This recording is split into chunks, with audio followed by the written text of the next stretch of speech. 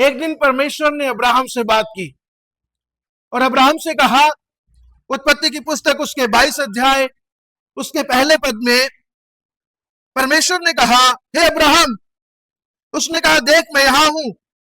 उसने कहा, अपने पुत्र को अर्थात अपने इकलौते पुत्र इसहाक को जिससे तू प्रेम रखता है संग लेकर मोरिया देश में चला जा और वहां उसको एक पहाड़ के ऊपर जो मैं तुझे बताऊंगा होम बलि करके चढ़ा। इसहाक अब्राहम का वो पुत्र था जिसे हम प्रतिज्ञा का पुत्र कह सकते हैं, जिसे हम वाचा का पुत्र कह सकते हैं।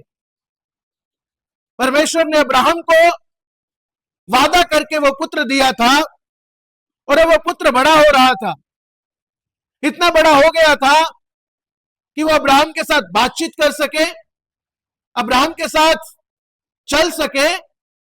और वचन को जानने वाले कुछ कहते हैं कि इस समय तक इसहाक लगभग 12 वर्ष का हो चुका था।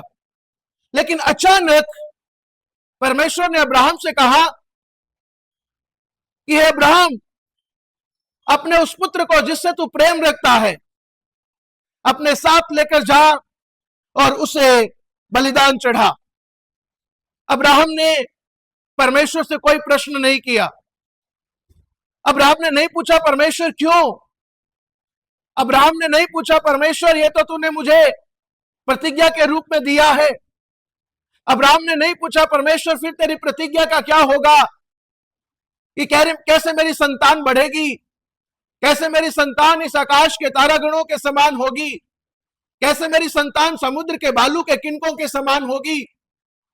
कोई ऐसा प्रश्न नहीं किया, बल्कि तीसरे पद में लिखा है, अब्राहम तड़के उठा और अपने गधे पर काठी कसकर अपने 2 सेवक और अपने पुत्र इसहाक को साथ लेकर वो उसे बलिदान करने के लिए चल पड़ा।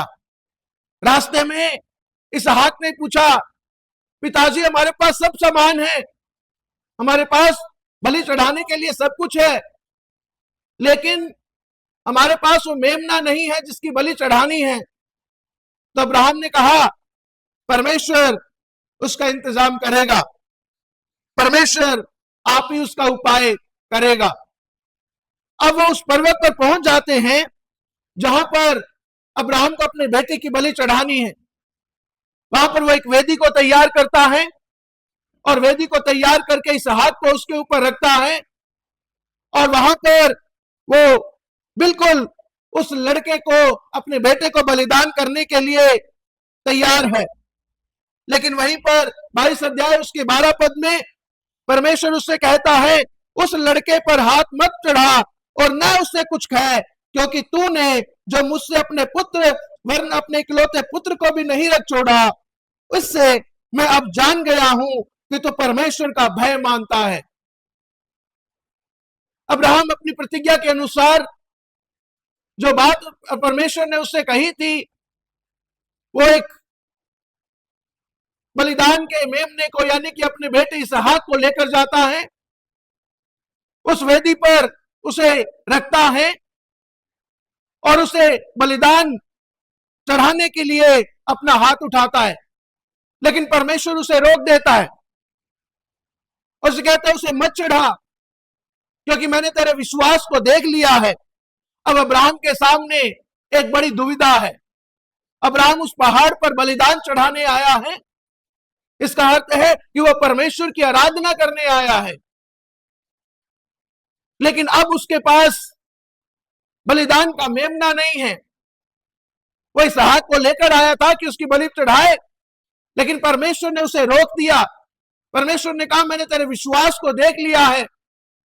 अब वहां वेदी है, लकड़ी है, आग है, लेकिन बलिदान चढ़ाने के लिए कोई मेमना उसके पास नहीं है। वो इस दुविधा में है कि वो क्या चढ़ाए। वो परमेश्वर से बात करता है, वो परमेश्वर से प्रार्थना करता है और अगले पद में लिखा है, तब अब्राहम ने आंखें उठाई और क्या देखा कि उसके पीछे एक मेढ़ा अपने सींगों से एक झाड़ी में फंसा हुआ है।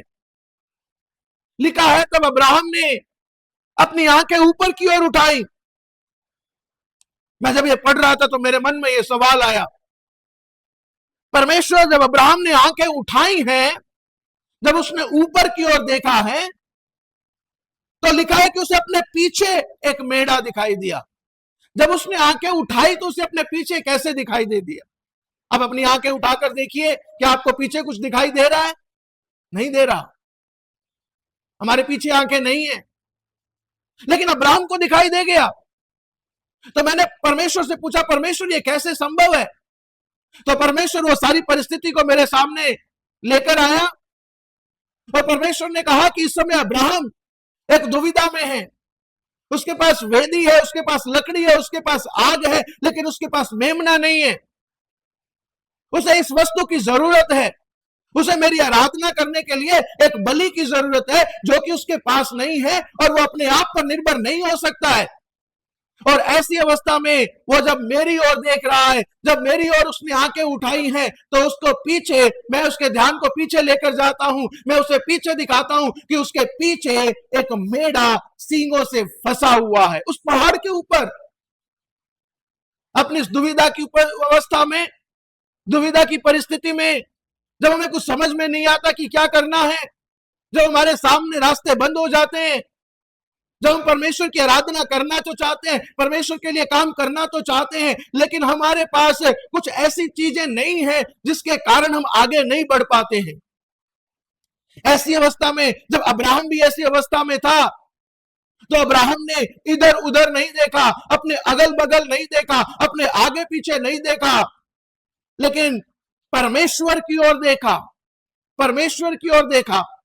और जब उसने परमेश्वर की ओर देखा तो परमेश्वर ने उसके लिए एक इंतजाम किया, एक इंतजाम किया। और जब उसको इंतजाम किया तो अब्राहम ने उस मेढ़े को लिया और उस मेढ़े को लेकर अब्राहम ने बलिदान चढ़ाया। और अब्राहम ने उस स्थान का नाम यहोवा यीरे रखा, यहोवा यीरे रखा, कि यहोवा के पहाड़ पर उपाय किया जाएगा। आज जब आप और मैं ऐसी परिस्थिति में फंस जाते हैं जहां हमें लगता है कि हम आगे नहीं बढ़ पाएंगे, जहां पर हम परमेश्वर के लिए कुछ करना तो चाहते हैं, लेकिन ऐसी अवस्था में, ऐसी दुविधा में है कि वो कर नहीं पा रहे हैं। ऐसी अवस्था में हम कहां देखते हैं? हमारे राइट साइड देखते हैं, लेफ्ट देखते हैं, आगे देखते हैं, पीछे देखते हैं, कहां देखते हैं? नहीं, हमें परमेश्वर की ओर देखना है। कई बार हम सब कुछ देखने के बाद दोस्तों से बात कर लेते हैं, सब लोगों से बात कर लेते हैं, और लास्ट में हम कहते हैं, परमेश्वर अब तो केवल तू ही बचा है। परमेश्वर हमारा अंतिम गंतव्य नहीं होना चाहिए, परमेश्वर हमारा पहला स्थान होना चाहिए, वो हमारा पहला गंतव्य होना चाहिए। जहां पर हमारी मुश्किलों के समय में, जहां पर हमारी जरूरत के समय में, जहां पर हमारी हर एक परिस्थिति में हम सबसे पहले परमेश्वर के पास जाएं। अब्राहम सबसे पहले, अब्राहम ने परमेश्वर की ओर आंखें उठाई, और जब अब्राहम ने आंखें उठाई, उसके पीछे परमेश्वर ने एक इंतजाम करके दे दिया।